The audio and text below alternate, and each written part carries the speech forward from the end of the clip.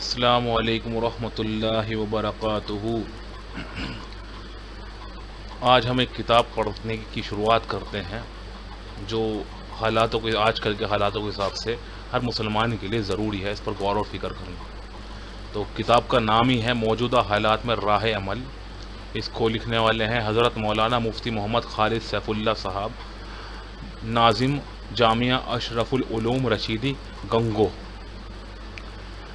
تو یہ کتاب 50 پنوں کی کتاب ہے جس کو ہم ابھی پڑھتے ہیں۔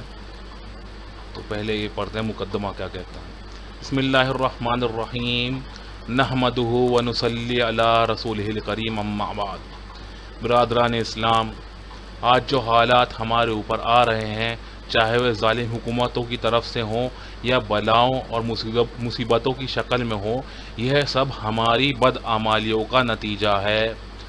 جب تک ہم اپنے اعمال اور معاملات ٹھیک کرنے کی طرف دھیان نہیں دیں گے، تب تک پریشانیوں، بلاؤں اور مصیبتوں سے اور ظالم حاکموں اور ظلم و ستم سے نہیں بچ سکتے، کیونکہ سب کے دل خدا ہی کے ہاتھ میں ہیں۔ اب اعمال اور معاملات جب معاملات اور اعمال خراب ہو جاتے ہیں تو ظالم اور غلط حاکم مسلط ہوتے ہیں اور بلائیں نازل ہوتی ہیں۔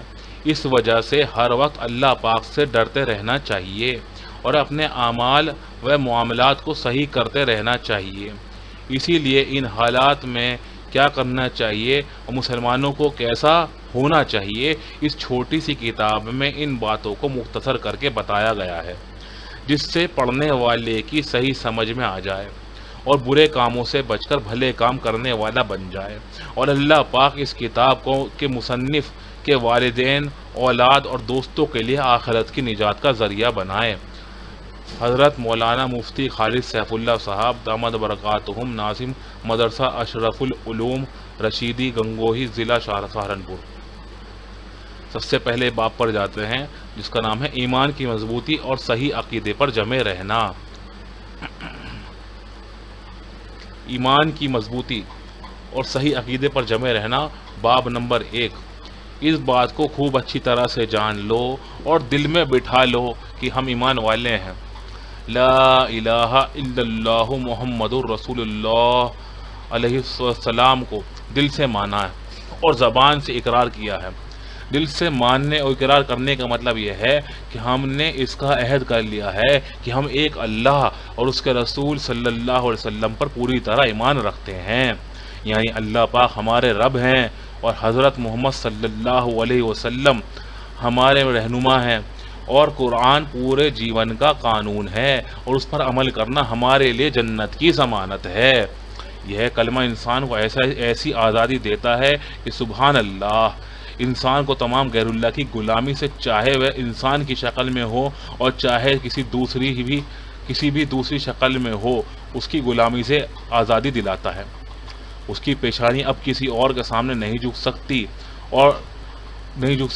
اگر جھکے گی تو صرف اس ذات پاک خالق عالم رب العالمین کے سامنے ہی جھکے گی، جس نے سب کو پیدا کیا، جو سب کو رزق دیتا ہے، جس کے قبضے قدرت میں زندگی ہے اور جس کے قبضے قدرت میں موت ہے۔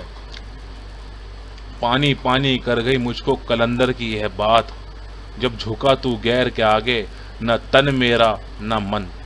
ہماری تاریخ رہی ہے کہ ہم نے گردنوں کا کٹانا تو منظور کر لیا مگر جھکانا منظور نہیں کیا۔ کسی کے سامنے کیوں جھکوں، پرواہ کیا مجھ کو، جب اس کے سامنے شوق سے میری خم ہے۔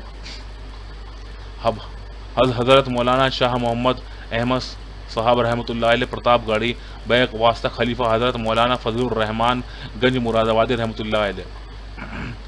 زفا کی تیغ سے گردن وفا شیاروں کی کٹی ہے مگر جھکی تو نہیں۔ اس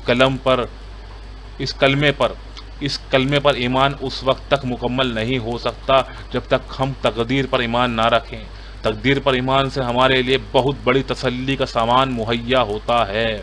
اللہ پاک فرماتے ہیں، آپ کہہ دیجئے کہ ہم پر کوئی مصیبت نہیں آ سکتی مگر وہی جو ہمارے رب نے طے کر دی ہے، اور وہی ہمارا مولا ہے، اور اللہ پاک پر ہی بھروسہ کرنے والوں کو بھروسہ کرنا چاہیے۔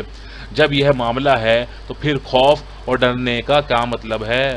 مسلمان اللہ کا نام لینے والا ہے، صرف اللہ پاک سے ڈرتا ہے اور کسی سے نہیں ڈرتا، بلکہ دوسرے اس سے ڈرتے ہیں کیونکہ وہ اللہ پاک کا شیر ہے، اس کے دل میں ایمان کی حرارت ہے اور جام شہادت پینے کا شوق اس کی تمنا اور چاہت ہوتی ہے۔